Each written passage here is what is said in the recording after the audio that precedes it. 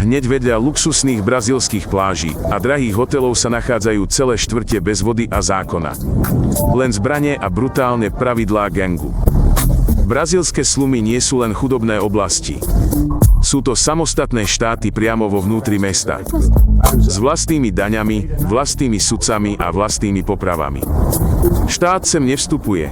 Každý vchod kontroluje ozbrojený muž. Polícia sa objavuje iba počas razí a aj vtedy zriedka. Bežní obyvatelia platia gangu za privilegium prejsť sa do obchodu a vrátiť sa živý. Streľba je známou kulisou noci. Deti veľmi dobre vedia, že ak ulice zrazu stíchnu, je to zlé znamenie. Znamená to, že sa chystá niečo veľké a strašidelné. Takmer každý chlapec zo slumov videl mŕtvolu skôr, ako sa naučil čítať. Ľudský život tu má menšiu hodnotu ako krabička cigariet. A to nie je metafora. Je to doslova pravda. Gangy verbujú deti už od 12 rokov. Téma je jednoduchá. Buď si s nami, alebo si proti nám. Neexistuje tretia možnosť. Musíte si vybrať rýchlo, skôr ako vás zabijú za vašu nerozhodnosť. Najstrašidelnejšie na tom je, že 5-hviezdičkové hotely sú od týchto uličiek vzdialené len 15 minút jazdy autom. Turisti ich nevidia a tí, ktorí tam bývajú, nikdy nemôžu odísť. Predstavte si štvrť, kam nechodia sanitky, kam nechodí polícia, kam nechodia úradníci. Toto nie je fikcia. Takéto miesto skutočne existuje práve teraz. Na ostrove Haiti je štvrť s názvom Mesto slnka.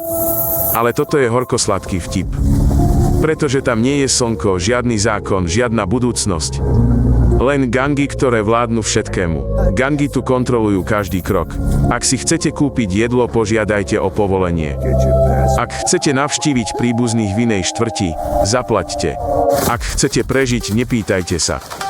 V roku 2024 si miestny vodca gangu nariadil vraždu viac ako 180 starších ľudí.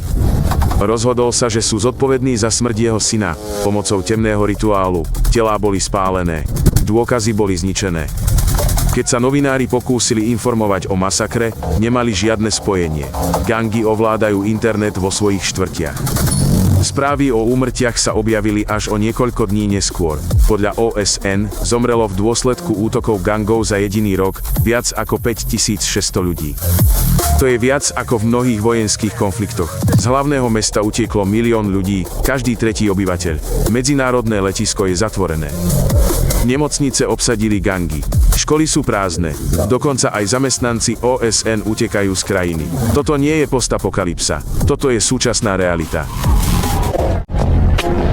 V hlavnom meste Kenie existuje miesto, kde žijú 100 000 ľudí na ploche menšej ako 3 km².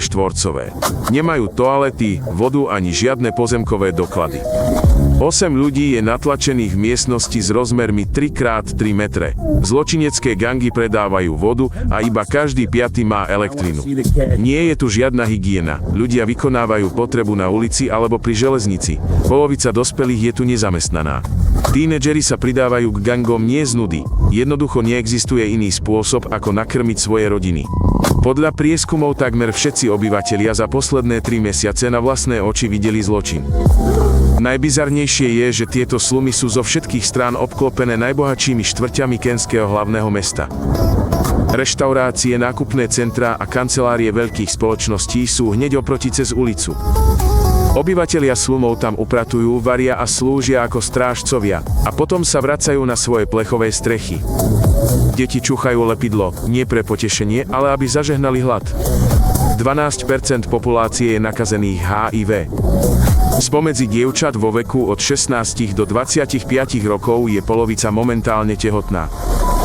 Tieto slumy existujú už 10 ročia. Znova a znova im sľubovali, že ich zbúrajú a znovu postavia. Ale len rastú. Pretože sa tam ľudia sťahujú odkiaľkoľvek, aspoň je v blízkosti práca. Najhoršie na tom nie je chudoba. Najhoršie na tom je, že takmer niet úniku. Vzdelanie je nedostupné.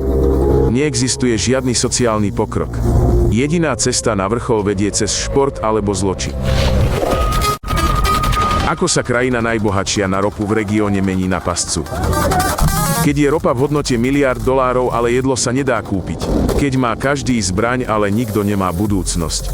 Hlavné mesto krajiny, Caracas, je už niekoľko rokov po sebe na prvom mieste na svete v miere vražd. Viac ako 100 vražd na 100 000 obyvateľov. Celosvetový priemer je 20-krát nižší. Slumová oblasť s miliónom obyvateľov. Žiadna poriadna polícia. Žiadne súdy, žiadne sanitky. Zákonom sú tu banditi. Vyberajú dane od obchodníkov, riešia spory a strieľajú na tých, ktorí porušujú ich pravidlá. Venezuela stratila niekoľko miliónov ľudí, jednoducho odišli. Toto nie je krok za lepším životom. Toto je útek za prežitím. Každý štvrtý občan opustil svoju krajinu. Na ulici nemôžete zastaviť taxík, za volantom môže sedieť ozbrojený lupič. Vreckári operujú v metre. Lúpeže sa dejú na pláži za bieleho dňa. Každý cudzinec tu vyzerá ako živý terč.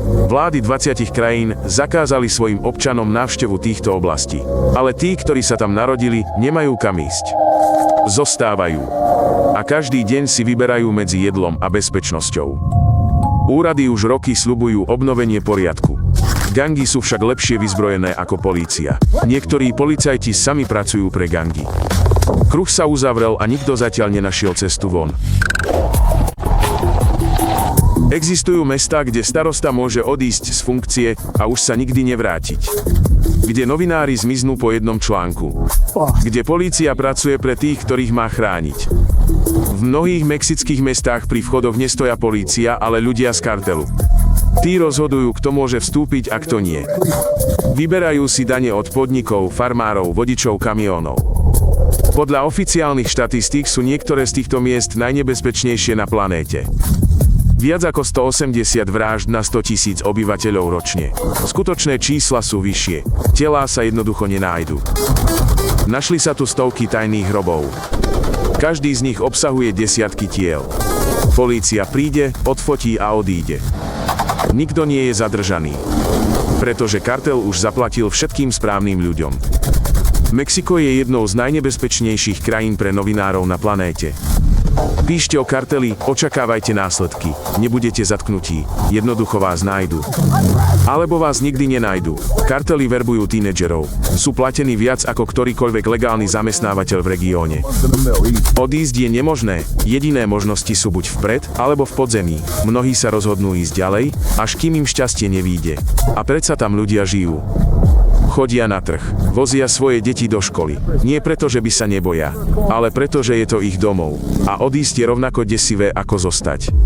Prihláste sa na odber kanála a pozrite si ďalšie epizódy. To je dôležité.